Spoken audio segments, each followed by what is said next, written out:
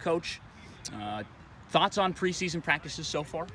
Yeah, it's been good. We're fortunate that we got quite a large number of guys coming back from last year's team, so we were really able to jump into things pretty quickly. Legs are heavy, as expected. It's been hot the last few days, but it's been productive, and I'm pleased with where we're at right now. I think you guys returned 9 guys with starting experience. How much of a difference can that make?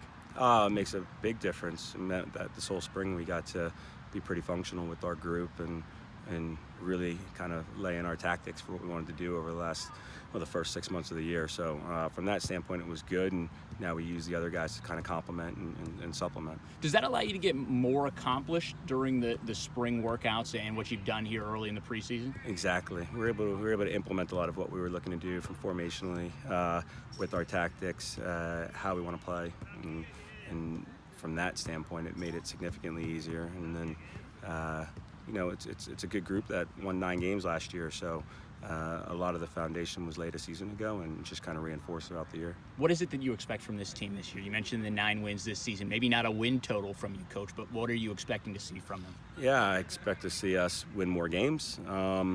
I expect that this team, with the infusion of our best player back in Joey Piacic, who missed last year, to be a better team. I think the difference with us last year and this year is Joey's worth so much to us. He's worth those extra wins that we talked about. This team barely conceded goals a year ago, only lost 6 games, and I expect us defensively to continue to be a strong team. But I like our group. I think we're competitive. I think we're a bit blue collar, a little bit more like our West Virginia roots in terms of being blue collar, and I think that this group's going to surprise a lot of people this year. You mentioned the defense, Coach. I think you guys gave up only 19 goals last season, only scored 20.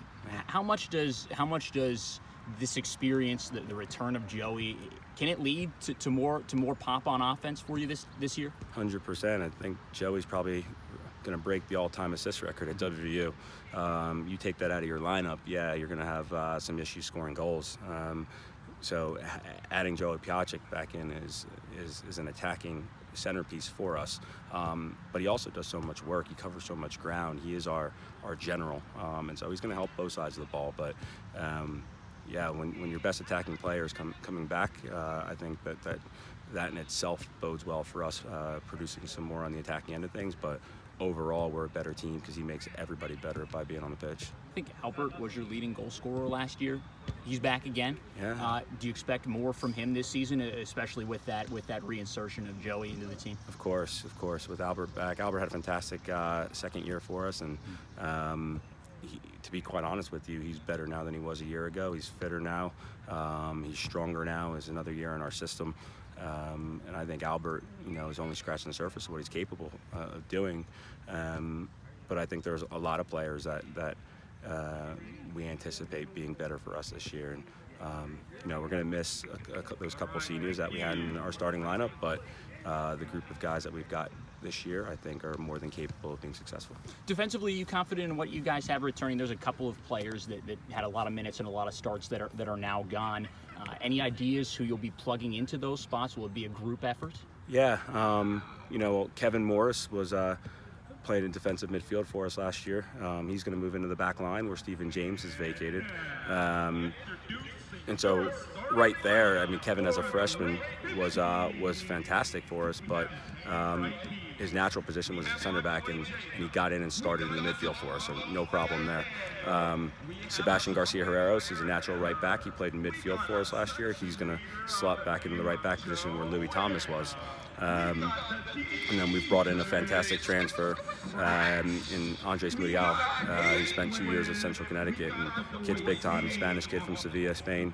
And he takes up Jed Arson's spot. So Joey Piacic back in the midfield as well. We're not going to miss a beat as far as where we were a year ago. I'd like to think that we're going to be in better shape heading forward.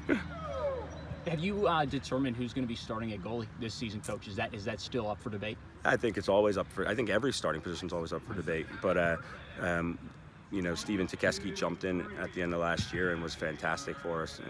And Steven Bannock is back as well on a 6-year waiver. So we've got 2 very, very experienced goalkeepers that are back, and a young freshman who's ready to challenge. So I think we're secure in goal. We're very secure in goal with Stephen Bannock and Stephen Tedeschi, and then Jacob Castro is going to go ahead and push for him. But I think that Tedeschi right now has earned it throughout his performance in the spring and so far and through the fall preseason. But it's up to him to come out every day and make sure it's his job every day. You guys have a handful of newcomers, maybe 5 or 6 freshmen this season. How have they stepped into the mix so far? Good. I think the best thing about the freshmen this year is that we're not actually asking any of them to come in and be lifesavers for us. And I think when you go through recruiting cycles, more times than not, you're looking at freshmen to really step up and do very well. Our freshmen can come in and kind of be complement pieces, and that's the benefit of us having such a young group a year ago. We asked that of our freshmen a year ago, and now they're in a better position to be able to really truly be successful. So they've done well. They've done what we've asked of them. We've been making sure that we've had them prepared for coming in. But I think all of them are really just blue-collar grinders that are willing to do whatever it is that I ask of them. And as a coach, that's fantastic. There's usually freshmen come in and they're big fishes from small little ponds, and now everybody else here is a piranha. And so, it's a very competitive, experienced group. But I think our guys have done a really good job of just kind of helping them along more so than beating them up. Is that a better experience for freshmen to come into a team that has 9 returning starters? Obviously, if you have a kid that can play right away, you want to take advantage of those talents. But if not, maybe better to groom some of those players and get them ready for maybe later in the season or next year? Yeah, 100%. And so much of that depends on the character. So when I say that they're blue-collar grinders, they're more willing to accept that, I think the character qualities that they have allow them to be successful because we're not asking them to play. And a lot of times freshmen struggle with that because they come from being big fishes in small ponds and they want to be starters. They want all the glory right away, and they can't handle that they're not ready. But I think a lot of these guys are far more humble, far more realistic, and with our guys really helping kind of massage them along the way, I think they've been willing to accept that. I guarantee you they all want to play. They all want to get on the pitch. But I think they also know where they stand, and that's important too.